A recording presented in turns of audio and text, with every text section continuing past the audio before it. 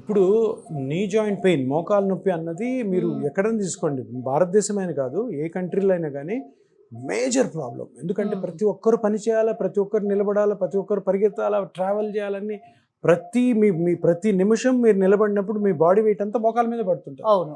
So చాలా మందికి తెలియక ఏం చేస్తున్నారంటే ఇనీషియల్గా ఈవిడ కూడాను ఏదో నొప్పి టాబ్లెట్ వేసుకుంటే తగ్గుతుంది. ఆ తగ్గడంలో ఏమవుతుంది, ఆ నొప్పి టాబ్లెట్ నెలకోసారి తెచ్చుకోవడము, రోజు 1-2 వాడడం. పెయిన్ కిల్లర్స్ ఎప్పుడు కూడాను ఏ డాక్టర్ అన్నా కూడా 4-5 రోజుల కంటే ఎక్కువ ప్రిస్క్రైబ్ చేయకూడదు. మెడికల్ షాప్ వాళ్ళు కూడా ఇవ్వకూడదు. కానీ ఏం చేస్తారు, నొప్పికి వేరే మార్గాలు లేవు. పెద్ద ఆపరేషన్ ఉంది, ఆపరేషన్ అంటే భయము, ఆపరేషన్ దగ్గర కొంతమంది డబ్బులు ఉండవు, ఆపరేషన్ ఫిట్ కారు. వీళ్ళందరూ ఏం చేస్తారంటే సరే వేసుకుందాం, మందులు వేసుకుంటే పని చేయొచ్చు కదా. ఇప్పుడు ఈవిడ కూడా ఏంటి, పొద్దున్న లేచినప్పటి నుంచి సాయంత్రం వరకు పని చేయాలి ఇంట్లో.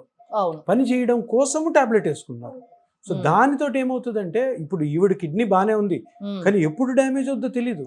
ఒక టాక్సిన్ ని లోపల పంపించినట్టే కదా. సో అందుకని మోకాలు నొప్పి బర్డను, మోకాలు నొప్పి వల్ల కిడ్నీ ఫెయిల్యూర్స్ కూడా చాలా ఎక్కువయ్యాయి. సో అందుకని ప్రతి ఒక్కరు గమనించాల్సింది ఏంటంటే చాలా ట్రీట్మెంట్స్ ఆపరేషన్ లేకుండా ఉన్నాయి. సో వాటిల్లో ముఖ్యమైనది ఇప్పుడు వచ్చినది ఈ 6-7 సంవత్సరాల్లో PRP ట్రీట్మెంట్.